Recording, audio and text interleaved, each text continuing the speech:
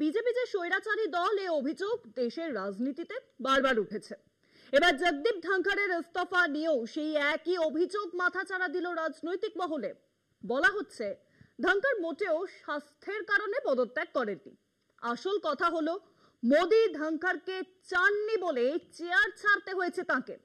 এরই পাশাপাশি আরো একটা জল্পনা উঠে আসছে, তা হলো এই ঘটনায় বিজেপির ঘরোয়া কোন্দল প্রমাণ হয়ে গেল। আবার ঠিক করে বললে নিজেদের ভিতরেই ক্ষমতা দখলের লড়াই চলছে কিন্তু বিজেপিতে।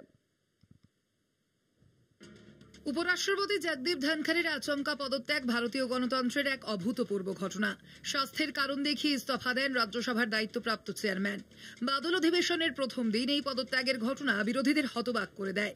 কারণ মাত্র 7 মাস আগে ডিসেম্বরে ধনখড়ের পদত্যাগ দাবি করেন বিরোধীরা। সংবিধানের 67 বি ধারা অনুযায়ী তাঁকে সরানোর দাবি তোলেন বিরোধীরা। অধিবেশনের কাজের সময়ও দলের প্রতি একনিষ্ঠতা, নরেন্দ্র মোদীর মুখপাত্রের মতো ব্যবহার এবং আরএসএস এর প্রতি পক্ষপাতিত্বের অভিযোগ তোলেন। আর কোন উপরাষ্ট্রপতিকে এমন চ্যালেঞ্জের মুখোমুখি হতে হয়নি।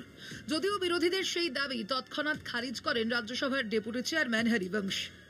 এরই মধ্যে ধনখড়ের ইস্তফা নিয়ে নরেন্দ্র মোদীর ঠান্ডা প্রতিক্রিয়ায় জল্পনা আরও বাড়ে।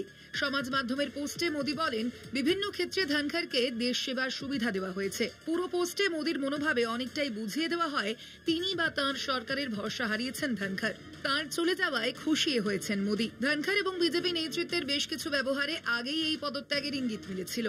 রাজ্যসভার বিরোধী দলনেতা মল্লিকার্জুন খার্গেকে আগে কখনোই অধিবেশনে নিজের পুরো বক্তব্য রাখতে দেননি ধনখড়। কিন্তু বাদল অধিবেশনের প্রথম দিন সেই সুযোগ পান খার্গে। খার্গের বক্তব্যের পর নাড্ডাকে বলতে ডাকেন ধনখড়। নাড্ডার বক্তব্যের সময় বিরোধীরা বাধা দেন এবং পাল্টা মন্তব্য করতে থাকেন, যা স্বাভাবিক। এই সময় নাড্ডা বলেন, একমাত্র তাঁর বক্তব্যই রাজ্যসভার তালিকাভুক্ত হতে পারবে, বিরোধীদের বক্তব্য বাদ পড়বে। কিন্তু এই সিদ্ধান্ত একমাত্র নিতে পারেন রাজ্যসভার চেয়ারম্যান তথা উপরাষ্ট্রপতি। কিন্তু এক্ষেত্রে নাড্ডা রাজ্যসভার চেয়ারম্যানের অধিকার উপেক্ষা করেই নিজেই এই ঘোষণা করেন, যা যথেষ্টই অপমানজনক। এছাড়াও সংসদের বিএ কমিটির মিটিং ডাকেন ধনখড়। সেই বৈঠকে হাজিরা এড়ান জেপি নাড্ডা, কিরেন রিজিজু। বলা হচ্ছে ধনখড়ের প্রতি এমন অসম্মানজনক ব্যবহারকে মোটেও ভালো চোখে দেখেনি আরএসএস। এটিকে মোদী সরকারের সাংবিধানিক সংস্থায় নাক গলানোর চেষ্টা বলেও মনে করা হচ্ছে।